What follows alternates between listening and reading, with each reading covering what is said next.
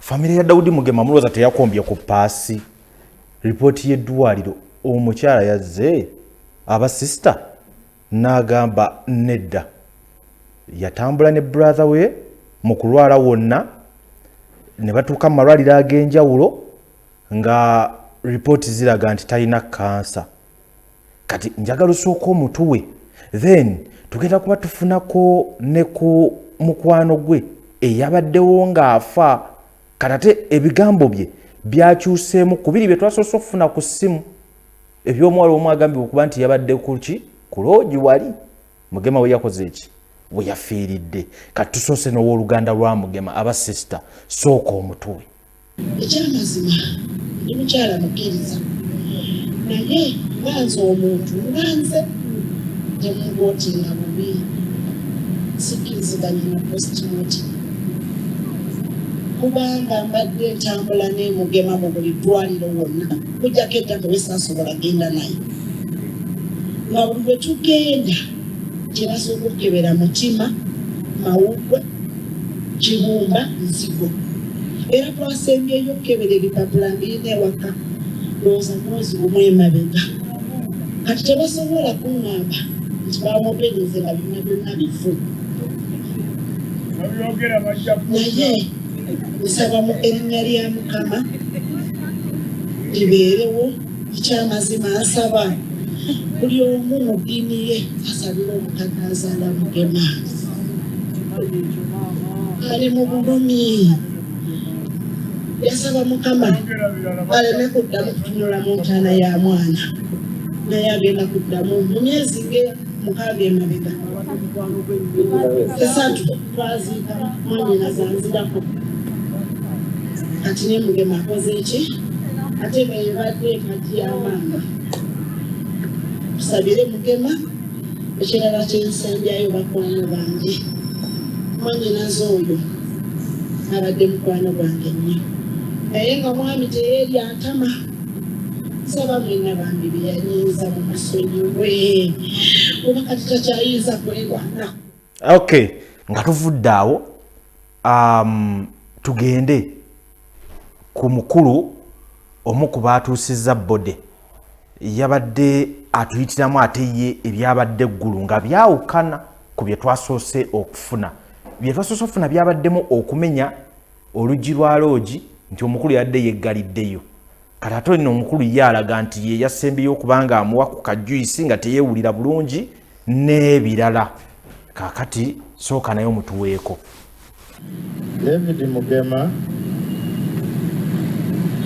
twasimbula naye ku Mande nga tugenda Gulu nga yavuga bwe twatuuka ekigumba nanga nti alina enjala emuluma neŋŋamba tukyameko awo baasi wezipaakinga abantu bafuke ku mafuta awo tulyewo ku kantu ne tukyama mu restaurant ne tulya ne tumala nadda ku steering ne tuyingira ekibuga Gulu naŋŋamba nti naye muko ko siwulira bulungi dda ku steering ovuge nenvuga ne tugenda ku Sanyu guest house okufuna accommodation naye awo ndowooza ng'amaanyi gakendedde n'agamba nkwatirirako sobola kwetambuza nemukwatirirako ne tuyingira munda ne bamuwa ruumu naye nga alinamu embiro n'agenda okweyamba bwe yamala nadda ku buliri naŋŋamba genda onoonyeze Katonda. Ssaawa 6:30 ez'ekiro nankubira ku ssimu naŋŋamba muko mpulira obulumi bungi genda mu mmotoka yange ondeetere Panado mireko obulumi bukendeere. Awo ng'atudde ku buliri neŋŋenda Panado ne mmuleeta n'amira n'addawo ne yeebaka n'agamba mukosula bulungi weebale nnyo n'agamba nzigaliraawo oluggi olwo ebweru ne mugabo obanga weyongedde okuwulira obubi era nkubira kasimu teyaddamu kunkubira bwakedde yesterday ku ssaawa 1:30 ngenda omukyekingako nasanze gwawedde mudda okufuna engeri gye tujjawo boden tugitwala mu ddwaliro ne bakola postmortem ne basanga nga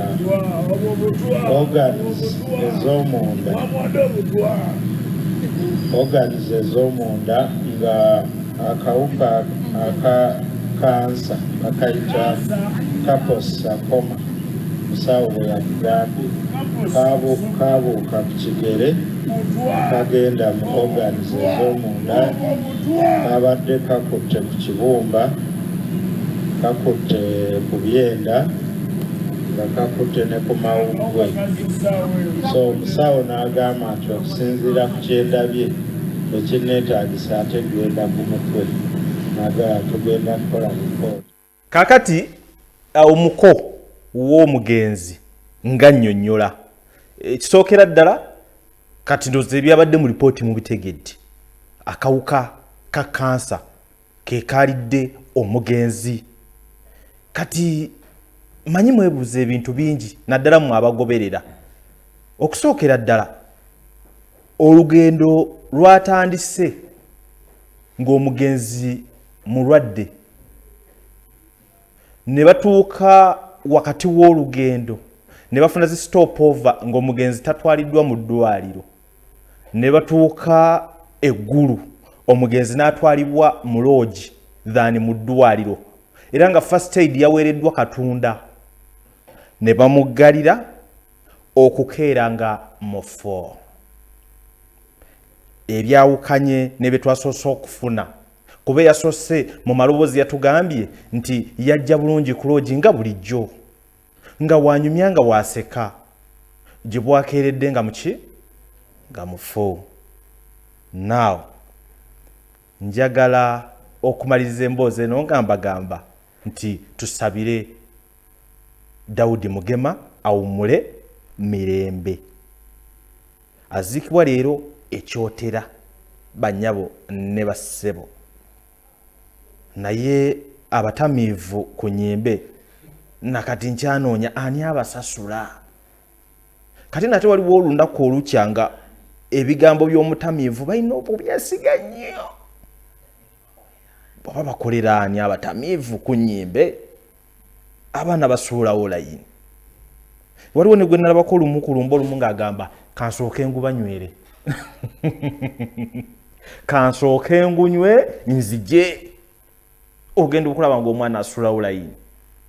kati ate waliyo ne bano ababa bagenzeeko empewo eriyo bano nti empewo zimukutte abo tebabeesiga bulungi abamu bamanyi zeesuulako nga za kiwaani so awo bwe tuli bannyabo ne bassebo ku Daudi Mugema ne famire ye ne ripooti nga bwekyayimiridde obudde bunvuze speed naye okusookera ddala njagala okwagaliza amazaalibwa amalungi manager John muganda wa Bobi Wine ekiro ekikeeseza olunaku olwaleero celebrations zibadde z'amaanyi ndabyeko ne Bobi Wine ng'akutte microphone ng'abawaamu kaawo n'ababaddewo mwenna mwebale kubeererawo John mu mbeera endala njagala okuyozaayoza ku same the baddest producer naye yatuuse ku makula yasobodde okuba nga akyala waba beautiful we omuwala oyo ye Kathani alyoko ku tiktoka era naye nja mubalamba tiktoka ate nga yalina omulimu makeup artist so kuseimu yasazeewo mu mukolo ogwabadde ogw'ebbeeyi n'abeera nga ate yakimukoledde basooka na proposal yaabwe eyali ku mazzi omuwala ono yamukolera surprise proposal ku mazzi yavaayo bulungi so kati n'emikolo finally bagikoze kalondoozo waffe ndooza yabadde omu ku boogezi ku mukolo ogwo Sembajjwe Alfred Kalondozi asoma amasonsula ag'enkizo gonna agasoma so yabadde mwogezi ku mukolo ogwo ogwafaananye obulungi so nkuyozayoza ku seimu weebale kutambuza kintu ku saidi endala producer nsuuliramuko ku musumba bugembe nga ngenda newe ku kanisa waliyo proposal lwakuba bannaye kyannumya omutwe kati bano abaana abeeproposingira be babeera mu byuma omu sound engineer yatereza microphone sound avudde yatya mu kanisa musumba nga abuulira awo kati ate omuwala gwe yaproposingira backup artist bano abaana abaweereza mu kanisa abeera kazindaala emabega wali praise wetandika ababaana abayisaamu amaloboozi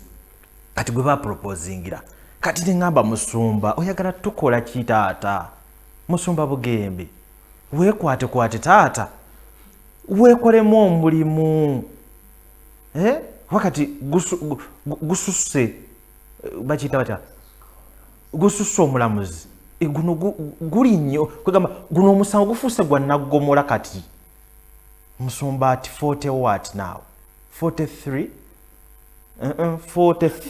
40 something musumba wano twavaawo dda you know bane kuguno omulembe gwa bu TikTok tufuneyo ka TikTok kamu keetega omusumba kale kwammanyi tebulemererwa buno bwana bu TikTok tebulemererwa kale kanduyita olunaku mbeebaza okubanga mugoberera buli kumakya tubaawo saawa 1:45 nga sports yakaggwa so mubeereewo mujja kuba nga mufuna emboozi ezifaananako weezityo twogera kuba tutumufu batuyita wolokoso mu bwakedde nze lujja biga producer Kisubi Kashmir Nsamba Alex alinayito enkulabyekaawo ne tiimu yonna. Airbnb home ge maka gapangisibwa nga galimu buli kimu ojja nango ezo zokka gasangibwa na mugongo kumpi n'ekiggwa ky'abajulizi oluguudo lwa Kolansi paka ku gate galina sitting room enteeketeeke obulungi dining efumbiro kw'ossa n'ebisenge bisatu okuli ne master bedroom waliwo wifi CCTV kamera ziraba ebweru ne munda ku kisenge waggulu kuliko amasannyalaze okwetangira ababbi inverter etereka amasannyalaze ne gatavaako garden nnungi parking nnungi gate ya remote ekifo kino kyakommodatinga abantu okuviira ddala ku muntu omu couple family namwe abategese bu party obwenjawulo kuba ku namba z'essimu eziri wansi awo. Amanya nze Nsuuga Mustafa nkola ne Alihira Holdings Uganda Limited tuli bakozi ba biodigester wamu n'okuzimba okwenjawulo so olwaleero tuli waneeno nga tuli nkola biodigester ekyenjawulo ekiriwo nti yo eri mu basement wakati okusinziira nga bulijjo abantu mu kiraba ti eno parking lot so eri wansi eri parking lot eri basement leero tukoze size y'abantu 5 ng'era erina capacity okusavinga ekizimbe kino kyonna nga wekinaabeera waneeno ng'era emigaso gya bulijjo gya biodigester tebagenda kunuunamu atwetaaze ku namba z'essimu 07017669992 ne MTN 0789224230 enamba ezo zonna kweziri ku WhatsApp. Hey guys, mwena bakasitoma abange abalungi. Tulina ebizigo ebya buli kika, oli muddugavu, oli mweru, oyagala ku brighteninga, oyina embalabe, oyina binnamakula, ebizigo byonna tubiina. Twayongeddemu ebirungo mu bedroom products azeetaaze zonna weziri mu bungi. Tulina fertility tea, tulina eddagala ery'enjawulo gwatwetaaze so tukubirako ku namba yaffe eno wammanga 0708763211. Little Bird School Mixed Day and Boarding School lisangibwa Nansana Kyebando Nsumbi bagamba nti gwe omuzadde akola ennyo ng'obudde oyina butono bw'omwana wo mubakwase babeere nga tebamulabirira bulungi mu by'okusoma ne mu bulamu obwa bulijjo saate era ne bakugamba nti gwe omuzadde ali ku kyeyo osobola okuba ng'obawa omwana wo paka contract yo weggwako oba paka ekiseera kyekyeyo wekitambulira oba paka w'okomawo n'olaba ku mwana wo azonga obawadde byonna ebyetaagisa okulaba ng'omwana wo bamutereka mu kifaananyi ekirungi. Balina emisomo egy'enjawulo nga kw'otadde ne computer lessons eri omwana okuviira ddala ku muto paka ku mwana owa P7 ate ng'era nkutegeeza nti n'abantu abakulu abasobola okuba batuuka ku ssomero lino nammwe basobola okuba basomesa computer. Essomero baliyita Little Bird School liri mixed day and boarding lisangibwa wano Nansana ng'odda ku kyekyebando ekyalo bakiyita Nsombi. Rich Boutique wano ku Kamukamu Plaza Entebbe Road Kampala bayina engoye okuva e UK ez'abaami n'abakyala kossa n'abaana ebiteeteeyi ebirungi bayina tops bayina pants ennungi ez'abakyala kossa n'engoye ezambalibwa munda bayina engoye z'abaami ng'amasuuti bayina t-shirts ennungi jeans ennungi engoye endala abaami ze bambalira munda bayina diapers oba ziyite pampers okuva ddala ku mwana azaaliddwa paka ku muntu omukulu engatto z'abakyala ennungi n'engatto z'abaami byonna babina wano ku Rich Boutique n'ebyokwewunda eby'abaami n'abakyala mujje wano ku Kamukamu Plaza first floor F46 oba osobola okugiyita FF46 nga weritimbiddwa ku mulyango gwalyo oba ku b'ennamba z'essimu eziri wansi awo babeere nga bakolera delivery.